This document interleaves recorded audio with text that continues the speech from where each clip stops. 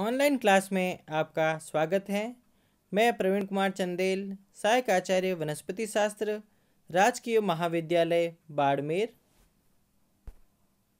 आज का जो हमारा टॉपिक है वो बीएससी पार्ट फर्स्ट के विद्यार्थियों के लिए है, जो उनके विषय वनस्पति शास्त्र के प्रथम प्रश्न पत्र शैवाल, लाइकेन एवं ब्रायोफाइटा से संबंधित है।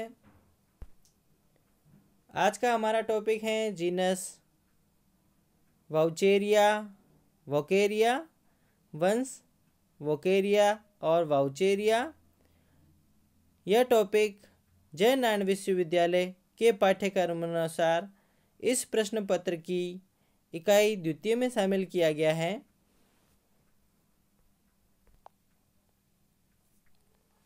वोकेरिया और वाउचेरिया, ये जो नाम है वोकेरिया, ये जेपी वॉकर एक व्यक्ति थे, उनके सम्मान में इस शैवाल को नाम दिया गया वाउचेरिया और वोकेरिया। तो जेपी वॉकर के सम्मान में वोकेरिया नाम दिया गया।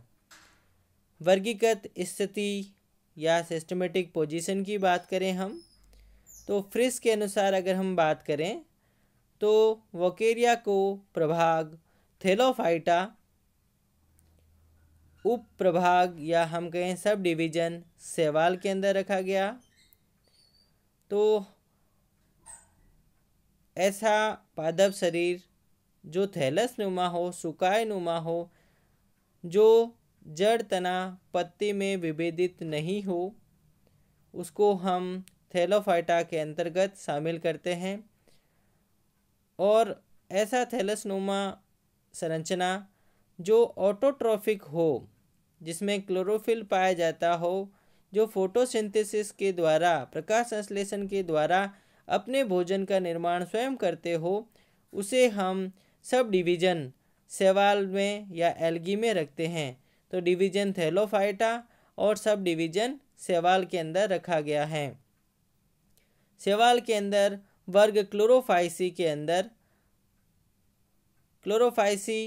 अंदर हम ये देखें कि कैरेक्टर्स जो क्लोरोफिल हैं ए, वो मुख्यतः क्लोरोफिल बी के साथ पाया जाता है। तो वर्णकों के अंदर क्लोरोफिल ए के साथ क्लोरोफिल बी पाया जाता है। कोशिका भित्ति की बात करें, सेलुलोज की बनी होती है। संचित भोज्य पदार्थ स्टार्च के रूप में पाया जाता है। कशाबिका की बात करें तो द्विकशाबिक, समकशाबिक पाए जाते हैं। और लैंगिक जनन की बात करें तो समयुग्मकी, असमयुग्मकी और विषमयुग्मकी तीनों प्रकार के लैंगिक जनन क्लोरोफाइसी के अंदर पाए जाते हैं। क्लोरोफाइसी के ऑर्डर साइफोनिल्स के अंदर वाउचेरिया को रखा गया है। इसका जो पादप शरीर होता है वो साइफन नुमा होता है, नलिका रूपी होता है, बहु केंद्र की तथा पट रहित संरचना होती है। साइफोनेल्स ऑर्डर के कुल वाउचेरियेसी के अंदर वाउचेरिया को रखा गया है, और वाउचेरियेसी कुल के अंदर वंश वाउचेरिया को रखा गया है, वोकेरिया को रखा गया है। तो ये वर्गीकृत स्थिति फ्रिस के अनुसार है। हमारे सिलेबस या पाठ्यक्रम में वाउचेरिया को हमने जेंथोफाइसी के अंतर्गत शामिल किया गया है। तो स्मिथ के अनुसार वो क्लासिफिकेशन दिया गया है।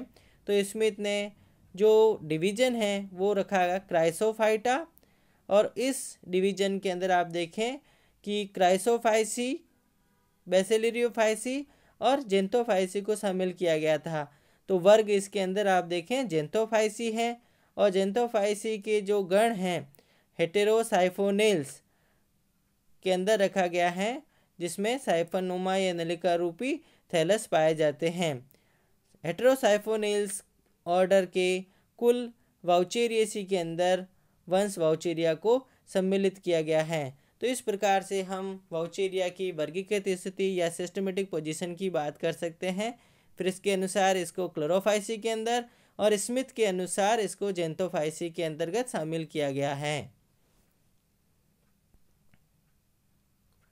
प्राप्ति स्थान या ऑकरेंस की बात करें, वाउचेरिया की लगभग 54 जातियां हैं।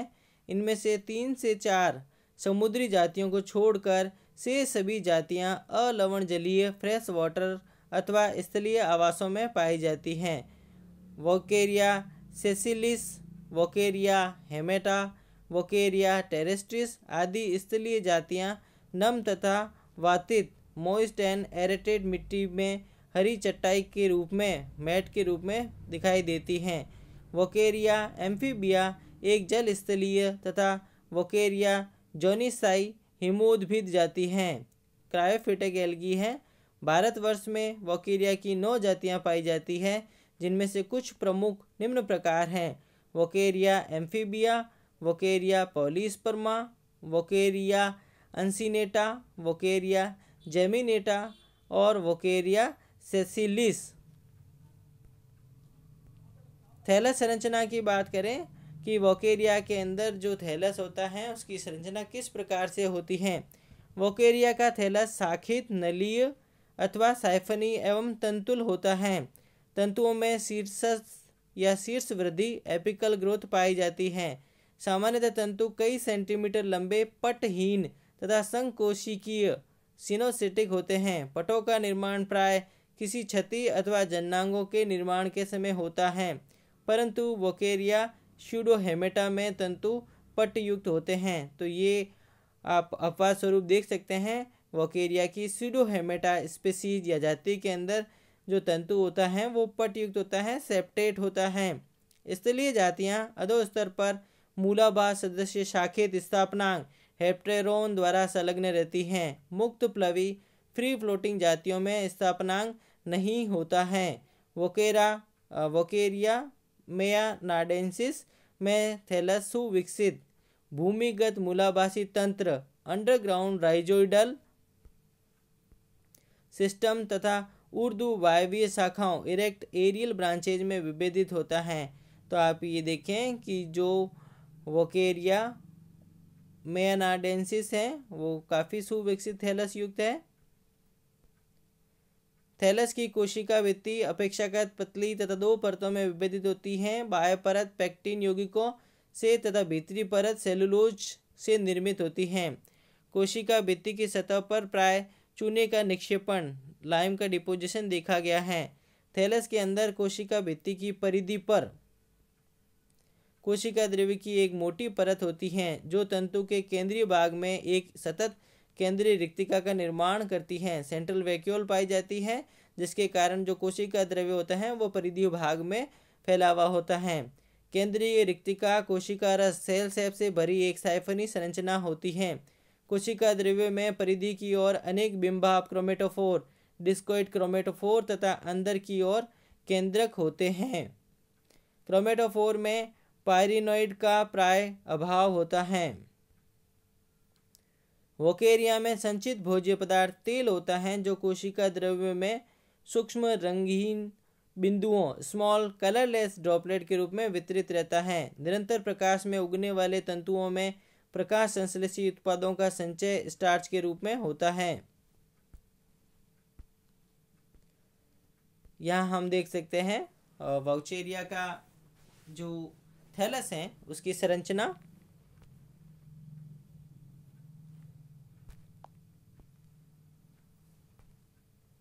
यहाँ देखें जो हमने बात की कि राइजोइडल पोर्शन या मूलाभास के रूप में हेप्टेरोन या स्थापनांग के द्वारा वोकेरिया अधः स्तर पर चिपका रहता है। और इसके थैलस के अंदर हम ये देख सकते हैं साइफन या ट्यूब्स, ऐसा फिलामेंट है जिसके अंदर अगर हम सेप्टा हटा दें, पट हटा दें, तो वो ट्यूब संरचना के रूप में दिखाई देता है। तो इस नलिकीय थैलस के अंदर हम देख सकते हैं शाखन पाया जाता है। तो शाखित और नलिकीय संरचना पाई जाती है। और इस नलिका रूपी साइफन के अंदर देखें सेंट्रल में वैक्यूल पाई जाती हैं, केंद्रीय गुहिका पाई जाती है, जिससे इसका साइटोप्लाज्म आप देखें परिधीय भाग में फैला रहता है। परिधीय भाग में आप ये देखें कि सेंट्रल वैक्यूल के पोर्शन के पास में आपको केंद्रक दिखाई देंगे और जो कोशिका भित्ति हैं तंतु की या नलिका की उसके पास में आपको क्रोमेटोफोर, डिस्कोइड क्रोमेटोफोर, बिंबाब क्रोमेटोफोर दिखाई देंगे। आपको इसके अंदर देखें ये फिलामेंटल वॉल हैं, न्यूक्लियाई हैं और क्रोमेटोफोर्स हैं परिधीय भाग के अंदर। और जो वैक्यूल वाले पोर्शन है उसके अंदर आप पास में देखें न्यूक्लियाई हैं बहुत सारे। यहाँ आप संरचना देख सकते हैं कि जब जननांग बनते हैं तो सेप्टा का फॉर्मेशन हो गया है, चाहे वो पूंधानी हो चाहे वो अंडधानी हो। पूंधानी हुक के समान है, अंडधानी गोलाकार संरचना के समान है।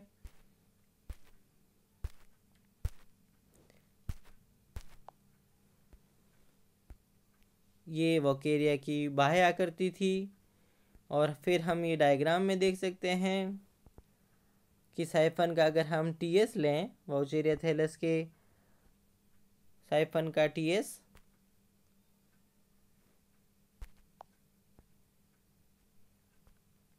तो ये देखें सबसे बाहर की तरफ फिलामेंटल वॉल, जो फिलामेंट था उसके चारों तरफ की वॉल है। और सेंटर के अंदर आप सेंट्रल वैक्यूल, केंद्रीय रिक्तिका की बात कर सकते हैं। केंद्रीय रिक्तिका से जस्ट बाहर आपको न्यूक्लियाई दिखाई दे रहे हैं, तो यहाँ मल्टी न्यूक्लिएट कंडीशन है, यहाँ बहुत सारे केंद्रिक दिखाई देते हैं। और अगर हम फिलामेंट वॉल की तरफ जाएं केंद्रीय रिक्तिका से, तो आपको क्या दिखाई दे रहे हैं, डिस्कोइड क्रोमेटोफोर, बिंबाब क्रोमेटोफोर दिखाई देते हैं।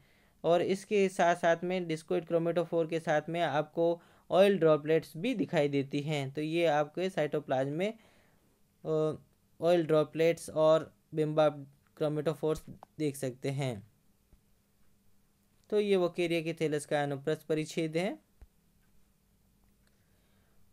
तो आप ये देखें कि संरचनात्मक रूप से वोकेरिया के अंदर जो थैलस है उसकी संरचना किस प्रकार की दिखाई देती है। जनन की बात करें, वोकेरिया में जो जनन होता है वो आपके कायिक, अलैंगिक एवं लैंगिक तीनों विधियों के से जनन होता है। कायिक जनन की बात करें, वेजिटेटिव रिप्रोडक्शन की बात करें, कायिक जनन खंडन फ्रेगमेंटेशन द्वारा होता है। कभी कभी थैलस क्षतिग्रस्त होकर छोटे छोटे टुकड़ों में टूट जाता है। प्रत्येक खंड में थैलस बनाने की क्षमता होती है और वो एक नया थैलस बनाता है। तो फ्रेगमेंटेशन या खंडन द्वारा कायिक जनन होता है। अधिकांशतः हम ये देखते हैं कि वे शैवाल जो तंतुवत होते हैं या नलिकावत होते हैं, उनमें जो कायिक जनन है मुख्य रूप से फ्रेगमेंटेशन या खंडन द्वारा होता है। अलैंगिक जनन की बात करें, ए सेक्सुअल रिप्रोडक्शन, वोकेरिया में अलैंगिक जनन अनेक प्रकार के बीजाणुओं द्वारा होता है। विभिन्न प्रकार के बीजाणुओं का निर्माण शैवाल के प्राकृतिक वास पर निर्भर करता है। इसके अतिरिक्त अन्य बाह्य कारक भी बीजाणु निर्माण की क्रिया को प्रभावित करते हैं। अलैंगिक जनन में सहायक कुछ प्रमुख बीजाणुओं का संक्षिप्त वर्णन नीचे दिया गया है। चल बीजाणु की बात करें, सबसे पहले जूस्पोर चलायमान स्पोर होते हैं, मोटाइल स्पोर होते हैं। यह जलीय जातियों में अलैंगिक जनन की सामान्य विधि है। चल बीजाणुओं का निर्माण चल बीजाणुधानी में होता है। बीजाणुधानी के निर्माण के समय कुछ ऊर्ध्व शाखाएं के शीर्ष फूल कर गदाधार या क्लब शेप्ड हो जाते हैं तथा इनमें अनेक केंद्रक व क्रोमेटोफोर एकत्रित हो जाते हैं। इसके कारण ये गदाकार शीर्ष गहरे रंग हरे रंग के हो जाते हैं।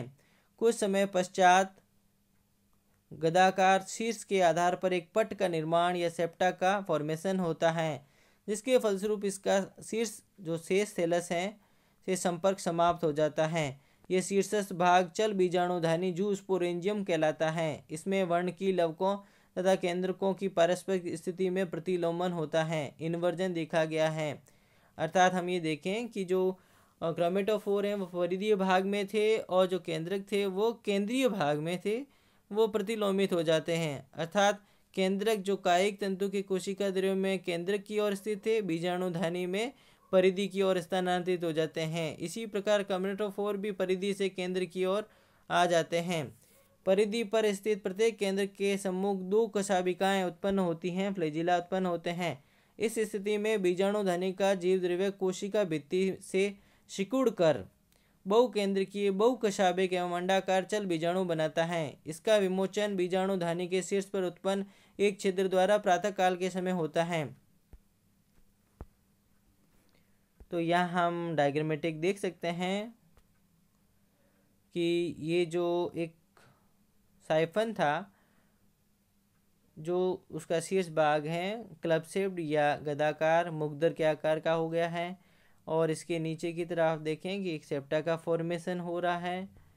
और इस क्लब शेप्ड जो शीर्ष भाग हैं, गदाकार शीर्ष भाग हैं, जिसको हम चल बीजाणुधानी कहते हैं, और इसका पूरा का पूरा जो साइटोप्लाज्म है या कोशिका द्रव्य है, वो पूरा का पूरा एक चल बीजाणु का निर्माण करता है। और इस चल बीजाणु के अंदर हम ये देखें कि केंद्रकों की स्थिति केंद्र से निकलकर परिधीय भाग में चली गई है, और प्रत्येक केंद्र के सामने दो दो कशाभिकाएं निर्मित हो जाती हैं। तो ये बहुकशाभिकी बहुकेंद्र की संरचना दिखाई देती है, जिसको हम सिनजोस्पोर, सिनोजोस्पोर, कंपाउंड जूस्पोर और संयुक्त चल बीजाणु कई नामों से जानते हैं।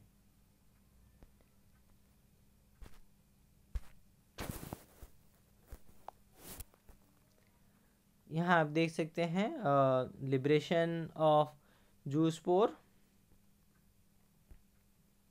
परिपक्व चल बीजाणु गोल अथवा अंडाकार बहुकशाभिक बहुकेंद्रकीय एवं क्रोमेटोफोर युक्त संरचना है।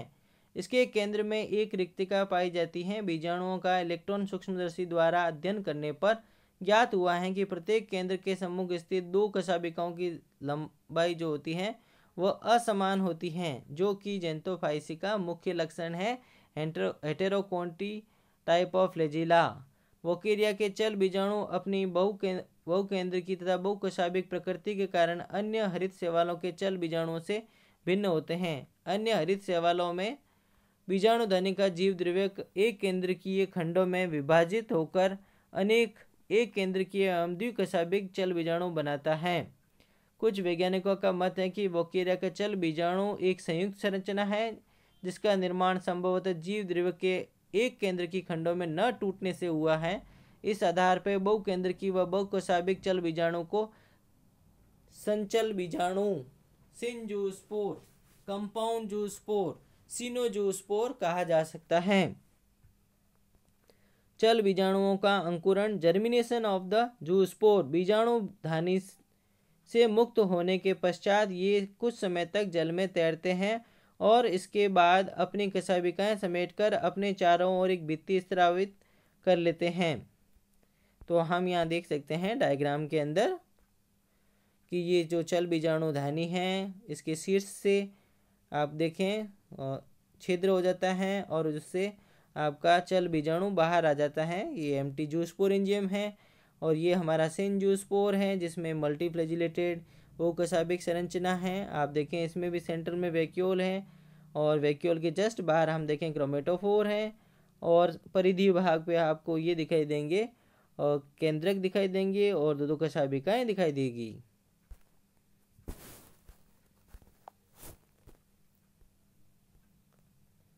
ये चल बीजाणु की बात हो रही है। तो कुछ समय पश्चात ये चल बीजाणु अपने फ्लैजिला या कशाभिकाओं को विड्रॉ करके और एक स्तर पर फिक्स हो जाता है। डीफ्लैजिलेटेड जूस्पोर दिखाया गया है आपके सामने, ये जिसमें किसी प्रकार की कोई कशाभिकाएं नहीं हैं।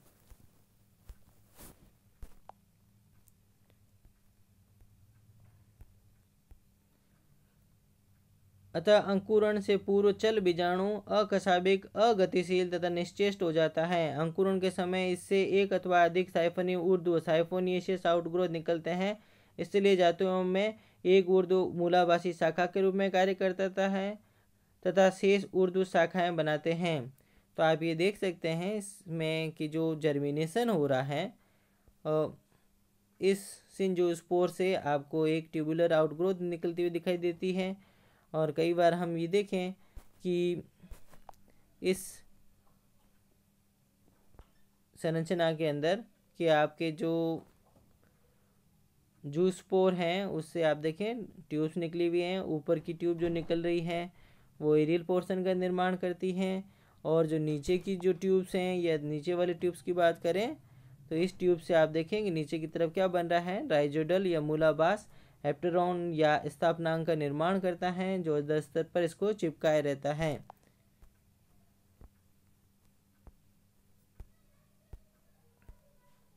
अचल बीजाणु या एप्लोनोस्पोर की बात करें, वोकेरिया की स्थलीय जातियों में अलैंगिक जनन अचल बीजाणु द्वारा होता है। तो स्पष्ट है कि चल बीजाणु वकेरिया की जलीय जातियों में और अचल बीजाणु वकेरिया की स्थलीय जातियों में बनते हैं। प्रतिकूल परिस्थितियों में जलीय जातियां अचल बीजाणु भी बनाती हैं। अचल बीजाणु का निर्माण अचल बीजाणुधानी एप्लानोस्पोरेंजियम में होता है। बीजाणुधानियां युवा शाखाओं के शीर्ष पर गदाकार या क्लब शेप्ड मुखदर के समान संरचना के रूप में विकसित होती हैं तथा ये शेष तंतु से एक पट द्वारा पृथक रहते हैं। बीजाणुधानी का संपूर्ण जीव द्रव्यक एक बहुकेंद्रकीय अचल बीजाणु बनाता है। सामान्यतः बीजाणुधानी के जीव द्रव्य का अचल बीजाणु अथवा अचल बीजाणु में परिवर्तन बाह्य कारकों से निर्धारित होता है। उदाहरणार्थ जलीय जातियों को मंद प्रकाश अथवा शांत जल में रखकर उनमें अचल बीजाणुओं का विकास उत्प्रेरित किया जा सकता है। इसी प्रकार स्थलीय जातियों को जिनमें सामान्यतः अचल बीजाणु बनते हैं जल में रखकर उनमें चल बीजाणुओं का विकास प्रेरित किया जा सकता है। अचल बीजाणु एक पतली भित्ति युक्त गदाकार संरचना होती है।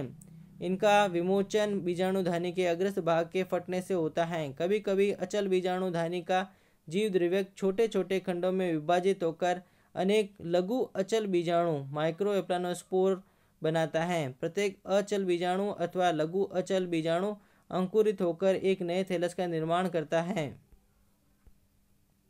तो यह हम देख सकते हैं कि चल बीजाणु के समान ही जो नली की थैलस नुमा संरचना है उसके अंदर आप ये देखें कि पट का निर्माण हो गया है और पट के ऊपर वाली अचल बीजाणुधानी के रूप में काम करती है और पूरा जीव द्रव्यक मिलके और एक अचल बीजाणु का निर्माण करता है। और इसमें हम ये देखेंगे चल बीजाणु से जो अंतर है वो है कि इसमें कशाभिकाओं का निर्माण नहीं हुआ है। फिर अचल बीजाणु में आप देखें जर्मिनेशन और इससे ट्यूबुलर संरचना या आउटग्रोथ निकलती है और ये जो नीचे वाली ट्यूबुलर संरचना है इससे हेप्टेरॉन या स्थापनांग या राइजोडल पोर्शन का निर्माण हो जाता है। और जो अपर ट्यूबुलर संरचना है इससे आपके जो एरियल ब्रांचेज हैं या एरियल पार्ट हैं या वायवीय भाग का निर्माण होता है। तो इस प्रकार से अचल बीजाणु का निर्माण और उसका अंकुरण होता है। निश्चेष्ट बीजाणु की बात करें एकाइनिड्स प्रतिकूल परिस्थितियों में कुछ स्थलीय अथवा जलीय जातियों के तंतु मोटी एवं जिलेटिनी भित्तियों द्वारा अनेक छोटे छोटे बहुकेंद्रकी खंडों में विभाजित हो जाते हैं। इनके जीव द्रव्यक में अनेक तेल बिंदु पाए जाते हैं। इस प्रकार निर्मित प्रत्येक बहुकेंद्रकी खंड सुप्त बीजाणु हिप्नोस्पोर निश्चेष्ट बीजाणु एकाइनेट अथवा सिस्ट कहलाते हैं।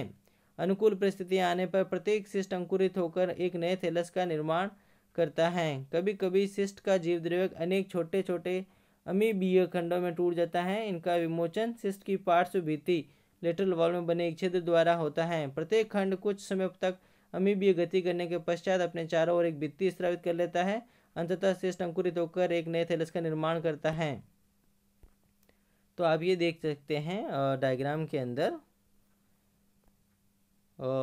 ये वाउचेरिया का आपके साइफन है जो शाखित हैं और इसके अंदर आप ये देख सकते हैं छोटे छोटे जीव द्रव्य के टुकड़े हैं और ये आपके एकाइनिड्स या हम कहें निश्चेष्ट बीजाणुओं के रूप में हैं दिखाई देते हैं।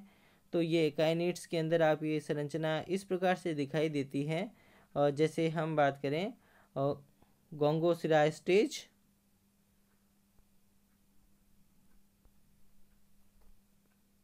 गोंग्रोसिरा स्टेज के समान दिखाई देती हैं क्योंकि ये गोंग्रोसिरा शैवाल के समतुल्य दिखाई देती हैं वाउचेरिया की स्थिति या हम कहें कि पोजीशन। इसलिए वाउचेरिया की एकाइनीट वाली जो संरचना वाली स्थिति है थैलस नुमा संरचना है उसको हम गोंगोसिरा स्टेज भी कहते हैं। यहाँ हम देख सकते हैं जो हमने बात की थी कि एकाइनिट्स के अंदर ऑयल ड्रॉपलेट्स इकट्ठे हो रखे हैं और इसके साथ ही हमने ये बात की आपके कि जो सिस्ट हैं वो छोटे छोटे टुकड़ों में टूट जाती हैं एमोबॉइड सिस्ट बनाती हैं और एमोबॉइड मूवमेंट करने के बाद कुछ समय पश्चात अंकुरित होकर नए थैलस का निर्माण करती हैं। तो ये वोकेरिया के निश्चेष्ट बीजाणुओं का विकास या एकाइनिड्स की बात थी, और ये चेन के अंदर दिखाई देते हैं और इसकी संरचना गोंग्रोसिरा स्टेज के समान दिखाई देती है। लैंगिक जनन की बात करें, सेक्सुअल रिप्रोडक्शन वोकेरिया में लैंगिक जनन विषम युग्म की यूगेमस प्रकार का होता है।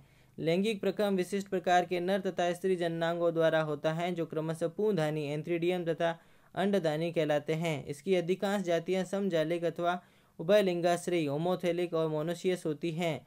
अर्थात हम ये बात करेंगे पूंधानी और अंडदानी एक ही थैलस पे पाए जाते हैं, परंतु वोकेरिया डाइकोटोमा, वोकेरिया लाइटोरिया, वोकेरिया म्याडेंसिस आदि कुछ जातियां विषमजालिक अथवा एक लिंगाश्रयी हैं, अर्थात इसमें पूंधानी व अंडदानी अलग अलग थैलस पे निर्मित होती हैं। सामान्यतः जननांग नम मिट्टी अथवा शांत जल में उगने वाले जंतुओं में नम मिट्टी अथवा शांत जल में उगने वाले तंतुओं में प्रखर प्रकाश की उपस्थिति में विकसित होते हैं।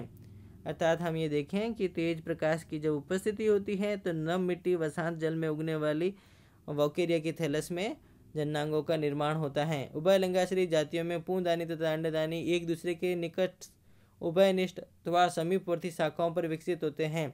जननांगों का विकास मुख्य शाखा जैसे वोकेरिया सेसिलिस अथवा विशेष पार्श्व शाखाओं जैसे वोकेरिया जेमिनेटा, वोकेरिया टेरेस्ट्रिस पर होता है।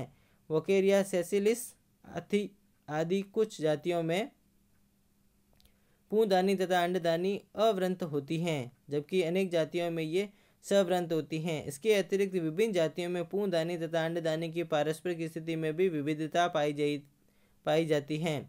उदाहरणार्थ वोकेरिया जेमिनेटा में पूंधानी एक बेलनाकार व्रंत के शीर्ष पर स्थित होती है तथा इसके आधार पर दो अंडदानियां पार्श्व स्थिति पर दिखाई देती हैं।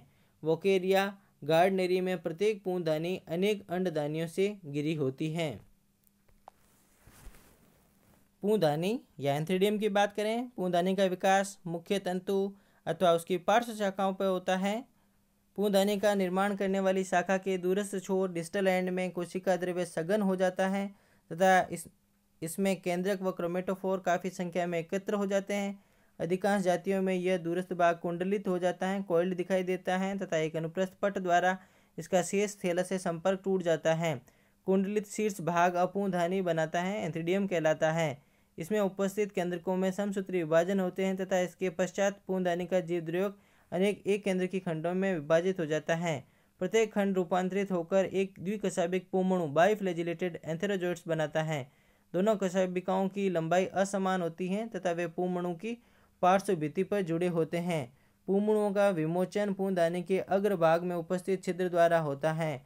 वोकेरिया डिबेरियाना आदि कुछ जातियों में पूमणुओं का विमोचन पूंधानी की पार्श्व भित्ति पर उपस्थित एक अथवा अधिक छिद्रों द्वारा होता है।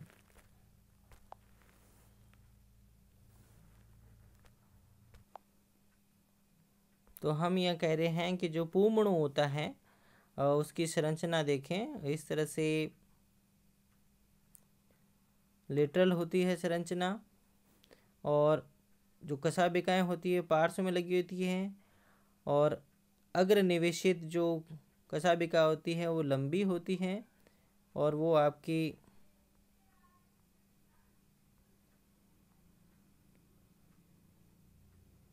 कुर्च कशाभिका या टेंसियल टाइप की होती हैं, और जो पश्च निवेशित होती हैं वो कशाभिका छोटी होती हैं और वो आपके विप्लेस टाइप या हम कहें प्रतोद प्रकार की होती हैं। तो आप ये देखें कि जो पूमणु हैं वो आपके किडनी शेप्ड हैं, वृक्क के समान हैं, रेनिफॉर्म दिखाई देता है। कशाभिकाओं का इंसर्शन पार्श्व में है। पार्श्व में भी हम ये देख सकते हैं कि दोनों कशाभिकाएं असमान लंबाई की है, असमान प्रकार की हैं, और पार्श्व में निवेशित में अग्र रूप में निवेशित आप देख सकते हैं जो लंबी होती हैं और टेंसियल टाइप की होती है, कुछ कशाभिका होती हैं, और जो पश्च की ओर निवेशित छोटी और विप्लेस या प्रतोद प्रकार की कशाभिकाएं पाई जाती हैं।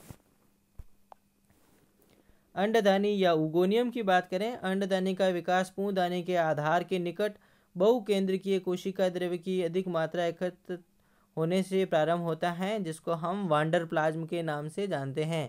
यह सघन कोशिका द्रव्य वांडरप्लाज्म कहलाता है। इस स्थान पर एक उभार उत्पन्न होता है जो विकसित होकर अंडदानी बनाता है। प्रारंभिक अवस्था में अंडदानी में अनेक केंद्रक तथा क्रोमेटोफोर होते हैं। कुछ समय पश्चात अंडदानी के आधार पर एक अनुप्रस्थ पट बनता है, जिसके कारण उसका शेष थैलस से संपर्क टूट जाता है। अंडदानी गोल तथा अथवा नाक रूपी एवं चोंचदार बीक्ड संरचना होती है। परिपक्व अंडदानी में केवल एक केंद्रक होता है, बाकी सारे केंद्रक इसमें डीजनरेट हो जाते हैं। इसमें उपस्थित शेष केंद्रक अपहासित हो जाते हैं।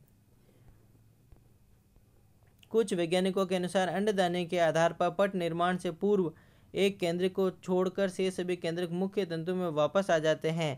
अंडदानी का जीव द्रव्य कोशिका भित्ति से थोड़ा सिकुड़कर अंड में कायांतरित हो जाता है। अंड के अग्रभाग में अर्थात अंडदानी की चोंच की ओर एक काचाभ क्षेत्र या हाइलाइन एरिया होता है, जिसे ग्राही बिंदु या रिसेप्टिव स्पॉट कहते हैं। तो हम यहाँ देख सकते हैं संरचनात्मक दृष्टि से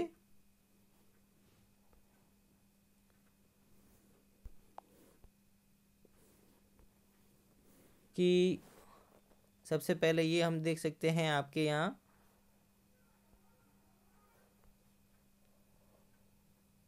एंथ्रीडियल ब्रांच, जिसको हम कह सकते हैं कि एक तंतु है जो थोड़ा मुड़ गया है, कॉइल्ड हो गया है और एंथ्रीडियम के अंदर विकसित हो रहा है। और इसके आधार पे हम यहाँ जाके देख सकते हैं, यहाँ पर आप देखें कि इसका सेप्टा बन गया है और सेप्टा से ऊपर की स्ट्रक्चर जो हुक समान दिखाई दे रही है वो एंथ्रीडियम कहलाती है।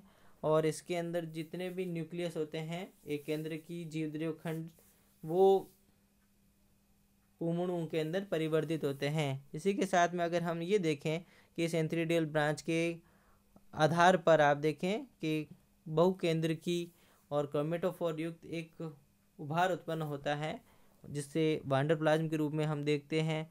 और ये उभार धीरे धीरे उगोनियम के अंदर परिवर्तित होता है। उगोनियम परिपक्व अवस्था में एक बीक नुमा चोंच नुमा युक्त हाइलाइन रीजन वाली एक संरचना दिखाई देती है, गोलाकार संरचना दिखाई देती है। तो हम ये देख सकते हैं कि जो अंडधानी और पूंधानी और अंडधानी है वो एक दूसरे के समीप निर्मित होती हैं।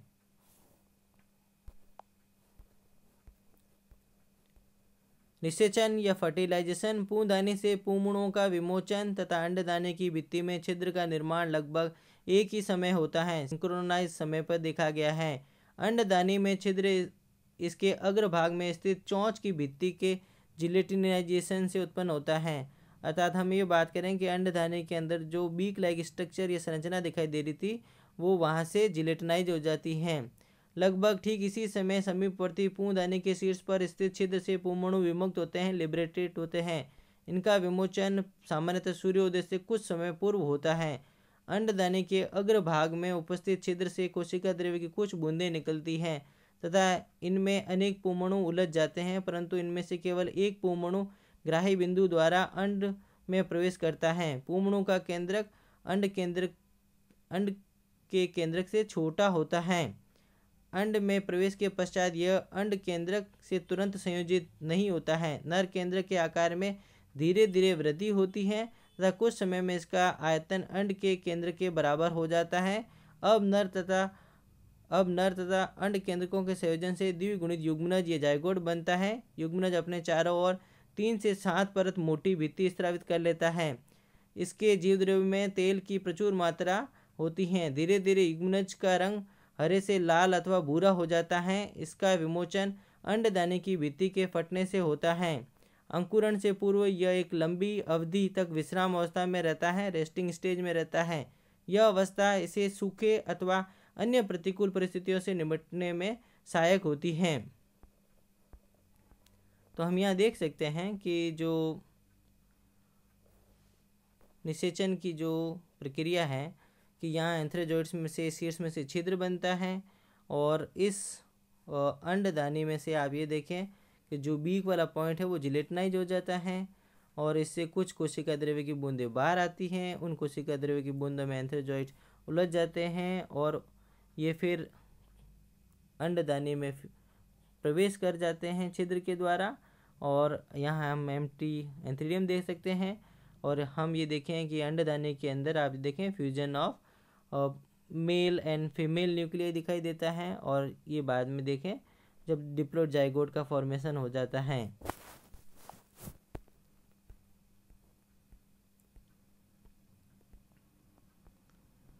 और युग्मनज का अंकुरण या जर्मिनेशन ऑफ जाइगोट की बात करें, विश्राम अवस्था की समाप्ति पर युग्मनज अंकुरित होकर सीधे एक नए थैलस का निर्माण करता है।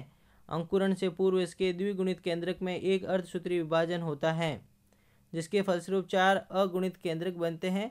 इन केंद्रकों के पुनरावर्त विभाजन से संकोशिक थैलस का विकास होता है। तो इस प्रकार देखें कि जो द्विगुणित अवस्था थी वो पुनः अगुणित अवस्था में स्थापित हो जाती है। यहाँ हम ये डायग्राम में देख सकते हैं कि आपके जाइगोट हैं, ये जाइगोट है आपका, और जाइगोट के अंदर जो द्विगुणित केंद्रक हैं वो विभाजित होकर और 4 अगुणित केंद्रकों में निर्मित होते हैं। और फिर इन केंद्रकों में समसूत्री विभाजन होने से केंद्रकों की संख्या बहुत अधिक हो जाती है। तो इस प्रकार से हम देखें कि एक ट्यूब लाइक स्ट्रक्चर के रूप में ये जाइगोट परिवर्तित होता है। और इस ट्यूब लाइक स्ट्रक्चर के अंदर आप ये देखें कि एक पोर्शन आपका ऊपर की तरफ बन रहा है जो एरियल पोर्शन बनाता है, और एक नीचे की तरफ पोर्शन दिखाई देता है जो इसका राइजोइडल पोर्शन बनाता है या हेप्टेरोन या स्तंभांग का निर्माण करता है। तो ये वोकेरिया के अंदर युग्मनज का अंकुरण देख सकते हैं। और सबसे अंत में हम बात करें वोकेरिया के जीवन चक्र की, तो आप ये देखें सबसे पहले कि जो वाउचेरिया है उसमें जो अलैंगिक जनन है वो आप देखें सिंजोस्पोर संचल बीजाणु के द्वारा, एप्लानोस्पोर अचल बीजाणु के द्वारा, एकाइनेस निश्चेष बीजाणु के द्वारा देखा गया है। इसके अलावा अगर हम बात करें कि वाउचेरिया के लैंगिक चक्र की बात करें तो वाउचेरिया के अंदर हम ये बात करें कि एक्स होता है थैलस, अगुणित होता है, और इसके अंदर आप देखें एंथ्रीडिया बनती है पूंधानी, उगोनिया अंडदानी बनती हैं, एंथ्रीडियम में पूमणु बनते हैं एंथ्राजोइड्स, और उगोनियम के अंदर एग बनते हैं, अंड बनते हैं। इन एंथ्राजोइड्स और एग के बीच में फर्टिलाइजेशन या निषेचन होता है जिससे जाइगोट का निर्माण होता है। जाइगोट के अंदर आप ये देखें कि द्विगुणित केंद्रक पाया जाता है, इसलिए इसमें आप देखें अर्धसूत्री विभाजन होता है और जिससे 4 अगुणित केंद्रकों का निर्माण होता है। इन केंद्रकों में पुनरावर्त समसूत्री विभाजन के द्वारा अनेक केंद्रकों का निर्माण होता है। और आप ये देखें कि इस प्रकार से एक नलिकीय संरचना का निर्माण होता है जर्मिनेशन के द्वारा, अंकुरण के द्वारा, और इस नलिका के अंदर बहुकेंद्र की संरचना दिखाई देती है। तो वो थैलस वापस वाउचेरिया के अंदर परिवर्धित हो जाता है, विकसित हो जाता है। तो इस प्रकार से वाउचेरिया के अंदर जाइगोट से पुनः अगुणित अवस्था का स्थापना हो जाती है और इस तरह से वाउचेरिया के नए थैलस का निर्माण होता है। थैंक यू, धन्यवाद। तो आज की ऑनलाइन क्लास में हमने बात की वंश वोकेरिया के बारे में, वोकेरिया की संरचना के बारे में, उसके अंदर पाए जाने वाले कायिक, अलैंगिक एवं लैंगिक जनन एवं उसके जीवन चक्र के बारे में बात की। जो इसका जीवन चक्र है वो मुख्यतः हम बात करें कि जीवन चक्र की अधिकांशतः प्रावस्थाएं इसकी अगुणित होती हैं और द्विगुणित प्रावस्था केवल जाइगोट के द्वारा निर्देशित होती हैं या इंडिकेट होती हैं। अतः इसका जीवन चक्र जो है वह अगुणित प्रकार का होता है, haplontic type of life cycle पाया जाता है।